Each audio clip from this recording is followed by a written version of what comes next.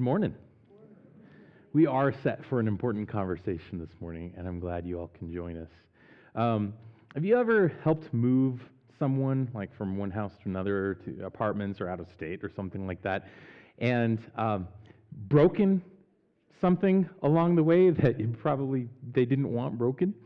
I've gained a reputation, at the very least, between my wife and I and some of the couples and families we've helped move, that you don't give me the heirlooms. when I'm packing stuff or bringing it out to the truck or back into the new house or whatever, you just don't trust me with those things. We've got these one friends in Joplin. We helped move from one house to another, and they had these glass candle holder things that had been used at their wedding for the candle lighting ceremony and stuff. Yeah, it's not my fault. I mean, yes, it is. But see, you're just grabbing stuff, and you put this one box, and you're like, I can get another box, and you put it on top of that box, and it's like, oh, I can get that little thing there.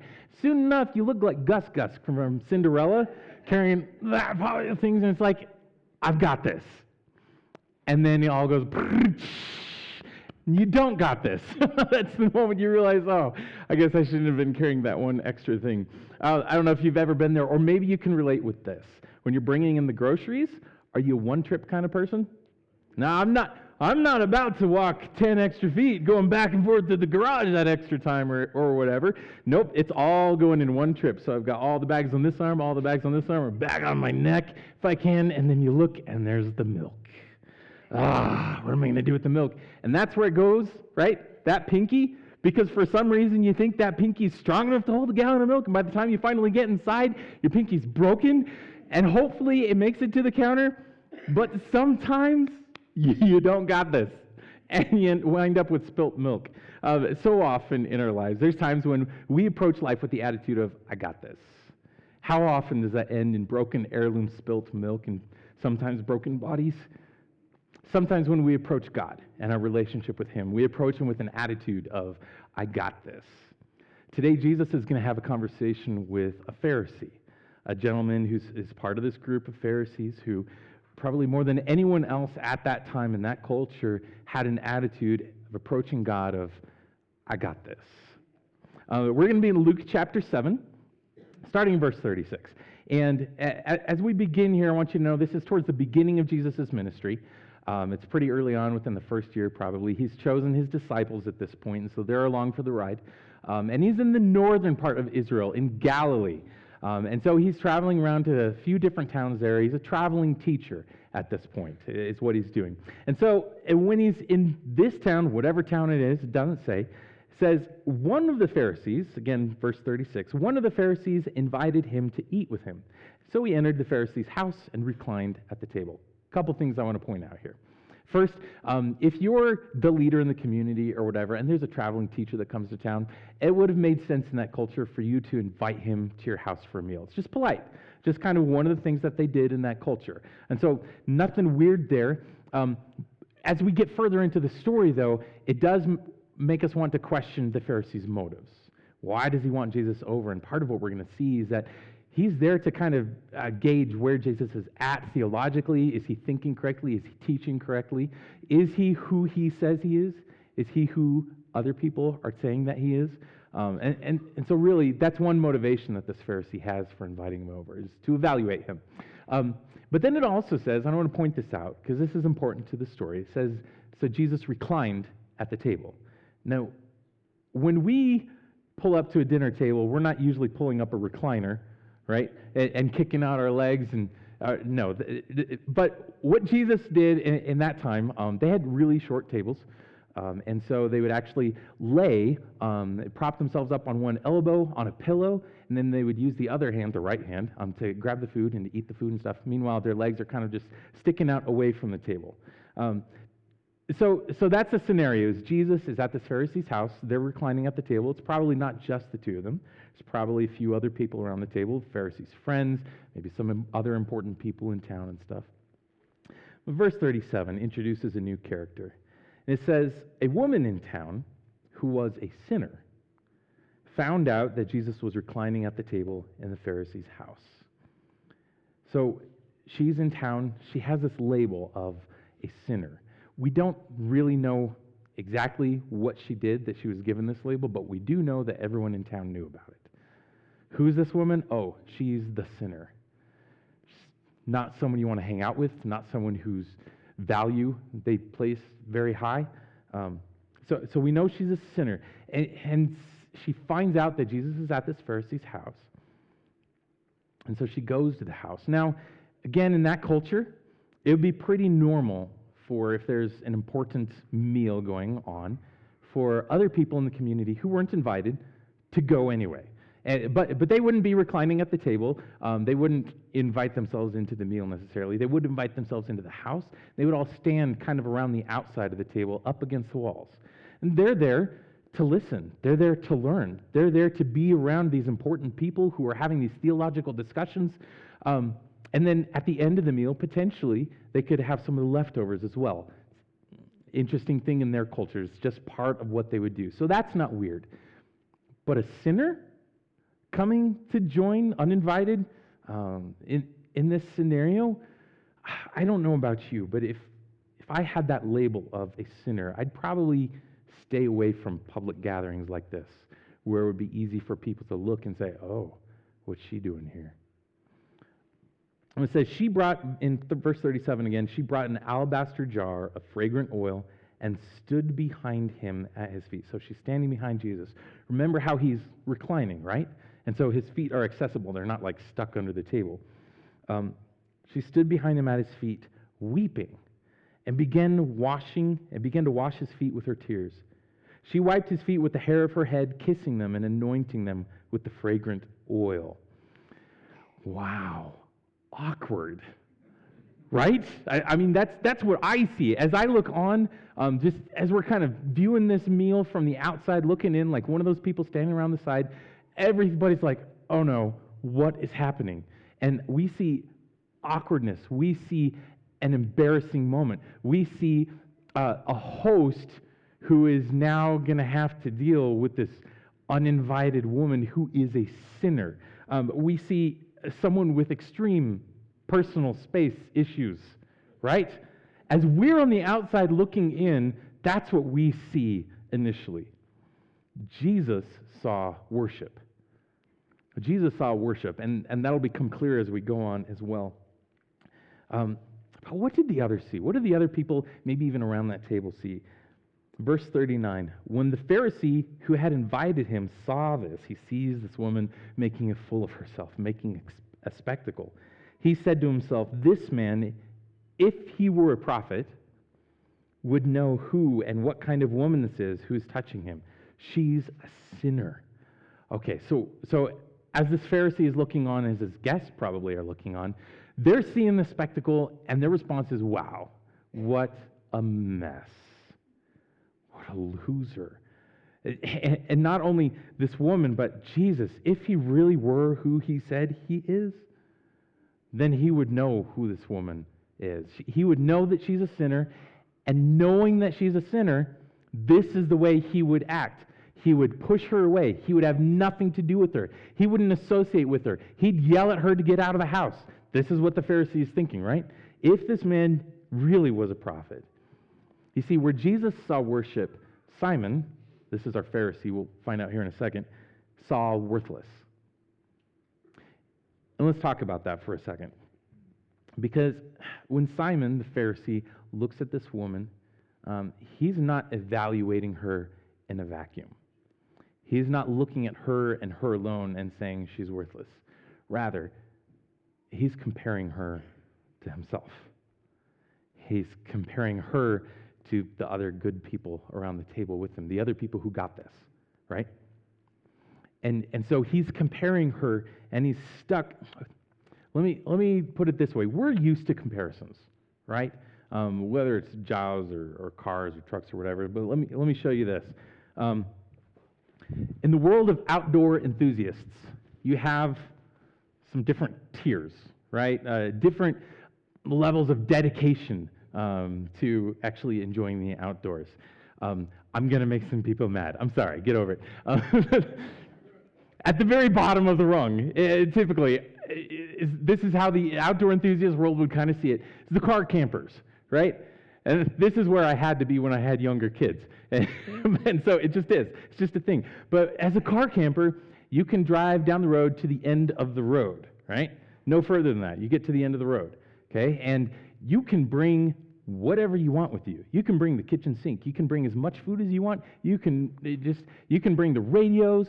You can party, and you're experiencing the outdoors, but not as much as the next tier. That next tier is what? Backpackers, right? And as a backpacker, you've got your backpack and you're loading up with, 30, 40, if you're crazy, 50 pounds of gear. And you've got your sleeping bag, you've got your tent, you've got your sleeping pad, you've got a water filter, maybe a backup water thing, whether it's iodine tablets or another water filter. You've got extra clothes. You've got everything. You've got flashlights. You've got everything you can stuff in this thing to make life as comfortable as possible as you go on the trail, off the road, and back into the wilderness where most other humans don't want to go. And it's wonderful. It's great. But there's a tier above backpackers, right? I don't know how many of you know this, but there's a tier above where you have ultralight backpackers. And these are the folks who are really the true outdoor enthusiasts. This is how they would see themselves. And you can tell I'm not an ultralight backpacker. This is a small backpack, but I didn't make it myself. That's what really true ultralight backpackers do. They make it themselves. And they're measuring, and they're like, my backpack, while completely full, only weighs 12 pounds, 5.4 ounces. Oh, yeah? Well, mine weighs 5,590 grams. Not only is that 6 grams lighter than your 12 pounds, 5.4 ounces, but I use the metric system, which obviously makes me better. Anyway, we're used to making comparisons.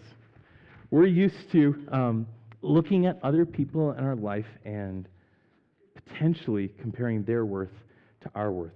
Do we ever rank sin? I mean, think about Simon as he's looking at this woman. She's a sinner, and everybody knows it.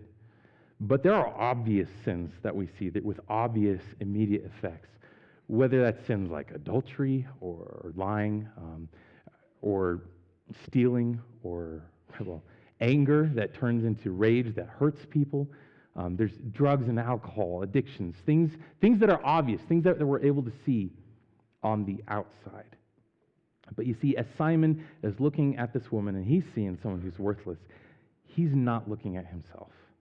He's just making this comparison, really, between him and her and saying, I see all of her sin, and I'm not going to worry about my own sin. See, what Simon's sin was pride. And in comparing himself to her, his pride got puffed up, and he saw her as worthless compared to him. Because, man, I'm a Pharisee. I have spent my life dedicated to following the rules that God gave us. Not only that, but I've made up new rules to follow so that God will know how much I can do for him because I'm amazing. I got this. That's pride. You know, pride, the sin of Satan, when he thought he could be just like God. Pride, the sin that's probably the foundation for all other sins, where we say we don't need God. I got this. What does God think about pride? Proverbs 3:34 says, God, he mocks those who mock, but gives grace to the humble. God mocks those who are prideful in heart. God mocks those who look down on other people. Think of that. In Proverbs 6:5, everyone with a proud heart is detestable to the Lord. Be assured, he will not go unpunished. See, Simon is stuck in this trap of comparison, of just comparing what he sees on the outside to what he sees on the outside of his own actions, when really what he should be looking at is his own internal reality. The pride that's eating away at him, that is separating him from God. So, Jesus, in verse 40, it says, Jesus replied to Simon. Now remember, Simon said to himself, I'm assuming he's thinking this in his head, maybe he mumbled it and Jesus heard him, but it says, Jesus replied to him, Simon, I have something to say to you. Okay, teacher? He said, say it. A creditor had 2 debtors. One owed 500 denarii and the other 50. A denarii was about a day's wages. So one person owed like 2 years worth of their salary, another person owed like 2 months worth of their salary approximately, right? Since they could not pay it back, the debtor, he graciously forgave them both. So, which of them will love him more? Which of these two will love him more? The one who was forgiven a greater debt or the one who was forgiven a lesser debt? Simon answered, I suppose the one he forgave more. Interesting. Back to our backpacking analogy. As you're hiking along, whether you're ultralight or backpacker or whatever, my son James mentioned that one of his favorite parts about backpacking is when you get to the end of the trail and you've been carrying this weight and your shoulders are sore, your hips are sore, your feet are sore. Not him, but my knees are sore. And then when you get to the end of the trail, you get to the campsite, you can take it off, right? And if you've got a little bit of weight, then it feels pretty good when you take it off. And you're going to stretch out and stuff, and you're ready to set up camp. If you've been carrying a lot of weight, my son described it as, it feels like I can float. Have you ever experienced that? It really does, and it feels like you can just run forever. It's a really good feeling. But that's kind of how Jesus is making the comparison here. If you owe 500 denarii versus 50 denarii, which one, if they're forgiven, is going to love him more? Now here's what Simon is missing, though. He says, I suppose the one he forgave more. And Simon, again, as he's looking at this, all he saw was her sin. All he saw was her sin, while ignoring his own. Spouses sometimes are really good at this. We're hanging around a person that we get to know really, really well day in and day out, and we not only see the best of them, but we see the worst of them. And it's easy to forget that at the worst of their times, it's often the worst of our times too. We're really good at pointing out what's wrong with them and not necessarily looking at what's wrong with us. Simon was in that same situation, doing that comparison game.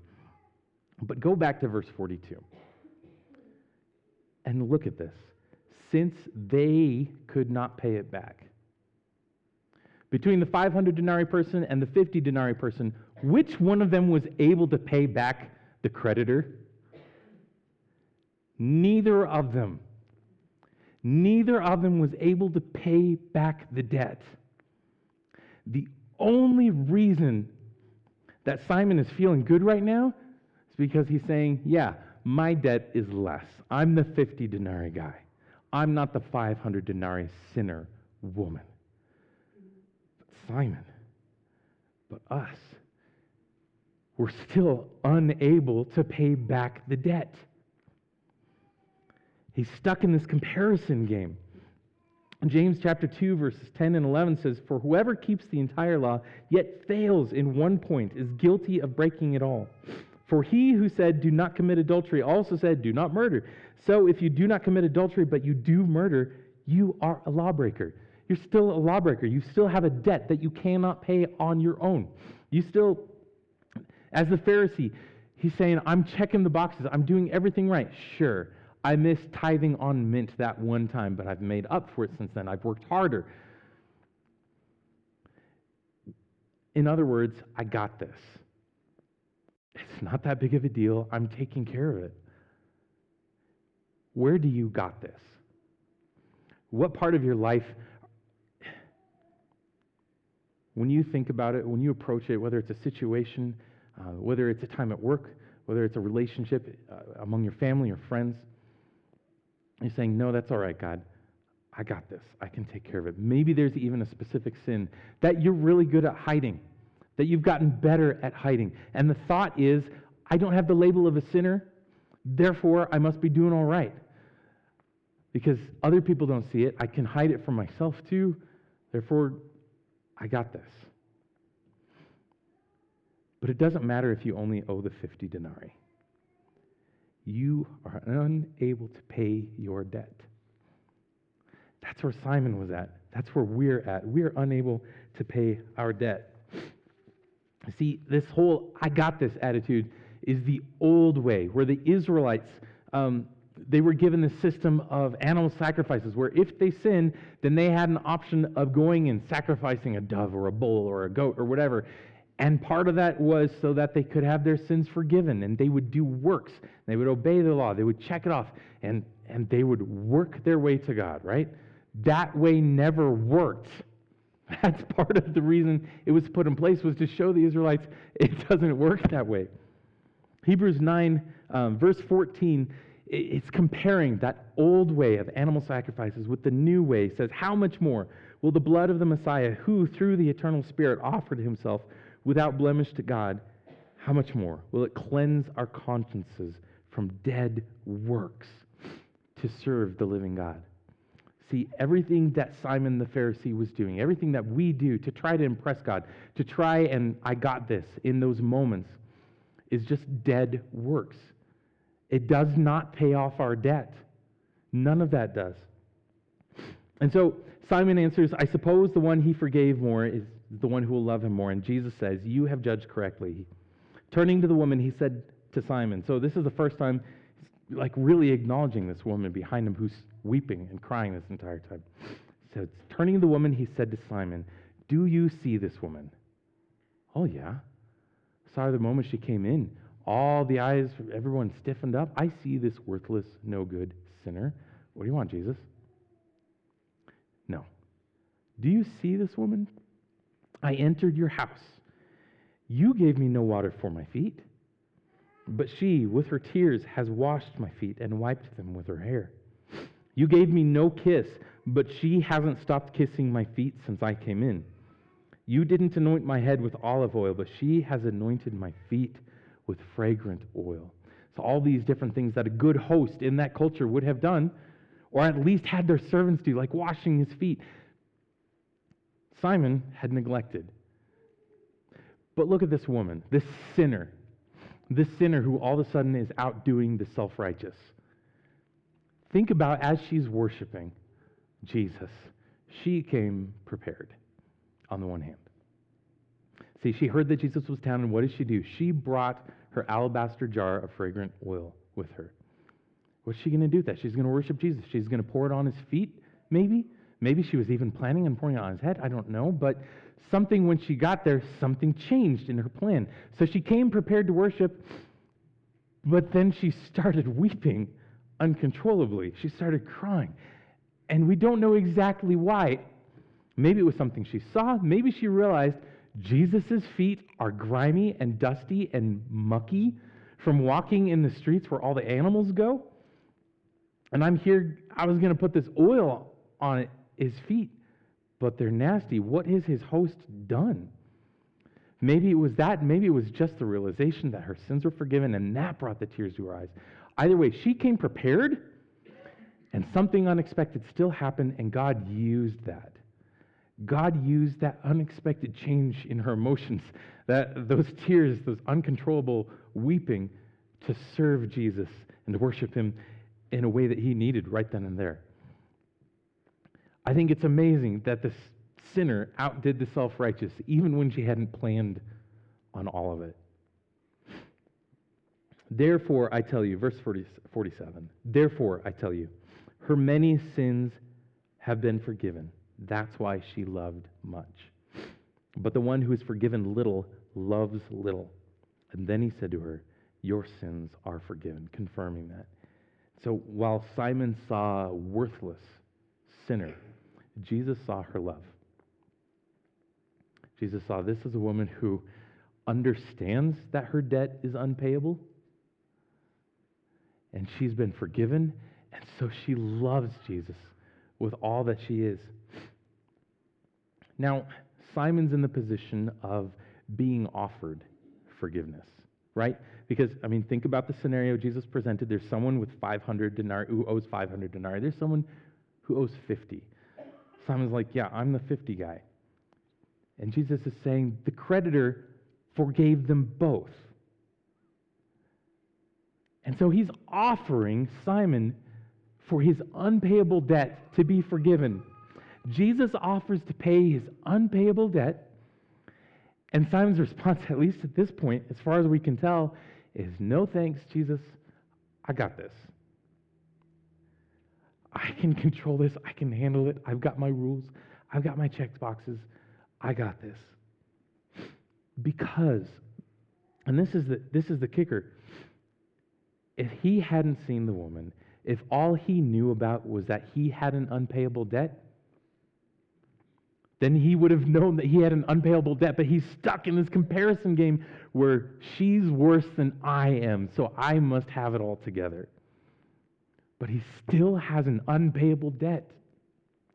Here's my bottom line, that comparison distracts from grace. Comparison distracts from grace. How do I avoid Simon's downfall? And I'll put it this way. If you've grown up like me and you have a boring testimony, can I say it that way?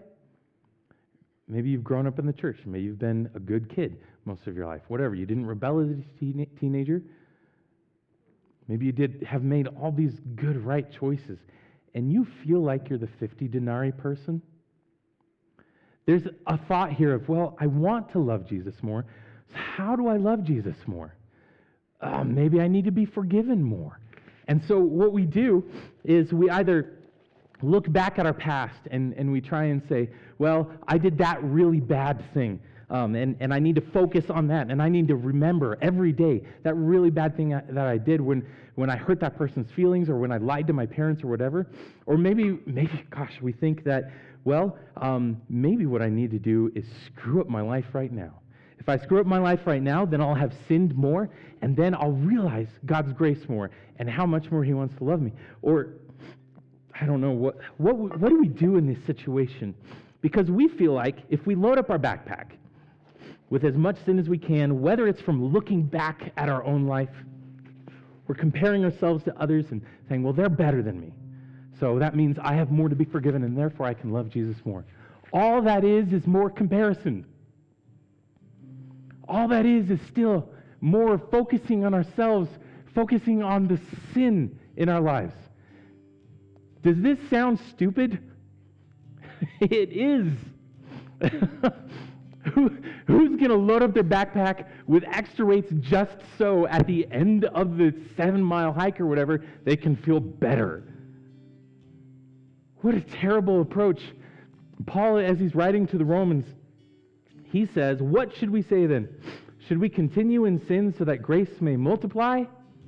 Absolutely not. What a stupid way to approach life.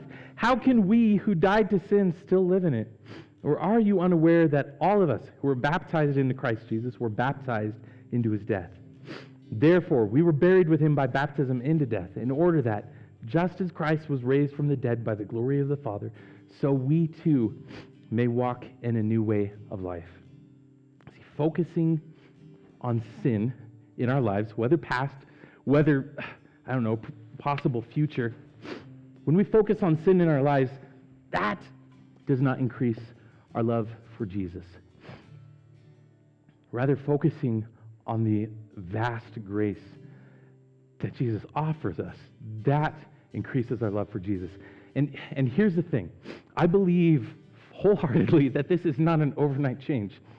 I believe that as we grow closer to Jesus, as we mature in our faith, however you want to say it, as we get to know him more, then that 50 denarii that we think we owe that's unpayable, it becomes way more and more obvious that, one, it's not just 50 denarii. It's more like 5 million denarii.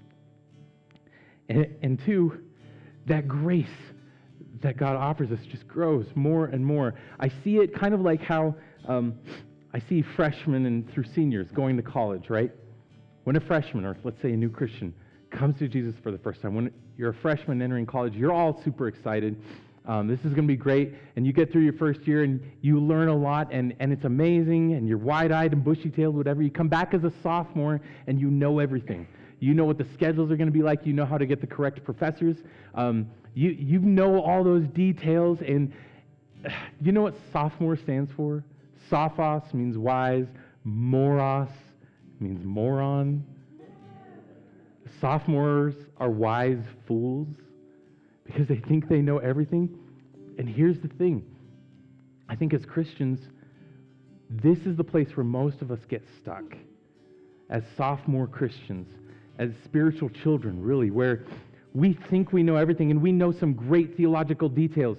We can recite whatever confession. We can sing the songs. We come to church prepared to worship. We tithe, whatever. But we get stuck there, stuck thinking that because we know it, and that means I got this. And I'm checking off the boxes. If you continue growing in Jesus, if you continue getting closer to him, then I believe that down the road you become a junior, you become a senior, whatever, and you realize, wow, there's a lot I don't know. I don't got this. I hope that when I enter my job, I'll actually figure out what I'm supposed to be doing in my life. And then you continue learning through that. 10 years ago, I thought I was a better person than I think I am today. And I'm sure a lot of you have experienced that same sort of thing. That as we grow closer to Jesus, it's not that we're focusing on our sin. It's that his grace becomes bigger. So what do we do with this? Remember, comparison distracts from grace. So a couple of things I want to present here, maybe you want to do, is to read Deuteronomy chapter 8. This is a really cool, kind of a short passage for being an Old Testament chapter, where God is talking to the Israelites after he brought them out of Egypt, as he led them through the wilderness, and they're about to enter the promised land. And he's telling them, look, I humbled you through that entire process, and you're about to get everything you want. You're about to have milk and honey and fruit and everything that you want. You're going to build big houses. You're going to gather and store up more silver, more gold. Don't be prideful. Don't forget about me. I'm the one who got you here. Don't depend on yourself. So read Deuteronomy 8. Maybe you feel like you're more in the sinful woman's position, and you understand you have an unpayable debt. In fact, you think that possibly your debt is unpayable even by Jesus. Here's what I would recommend. One thing you could do is to go pray through Psalm 51. If you ever find yourself in that position where you're not sure if even God cares or can do enough, because this is a chapter where King David has just screwed up majorly. And he comes to God and he praises him for how great his love is and how far he has separated our sins from us. That would be something you could do, is pray through Psalm 51. I want to say, get rid of your list. I think all of us have this idea of who's acceptable to God, or who's doing better than us, or who's doing worse than us. Wherever it is, maybe it's that type of person, maybe it's particular sins. Get rid of your list. It's just comparison. As long as you're running with comparison at the top of your mind, you're forgetting that you have an unpayable debt. Get rid of comparison. Stop comparing. And I want to say, prepare for worship. Prepare for worship. And I think it's great that we come here this morning and maybe you tithe, maybe you give, maybe you serve in different ways, and you've prepared in that way. Something else I want to ask you to do is when God calls you to weep, you weep. As you go out this week and you're prepared to serve God in certain ways, something is going to pop up that is unexpected, that God wants you to weep. So whether it's being prepared in that moment or just going with how God wants you to worship at that point in time, be ready.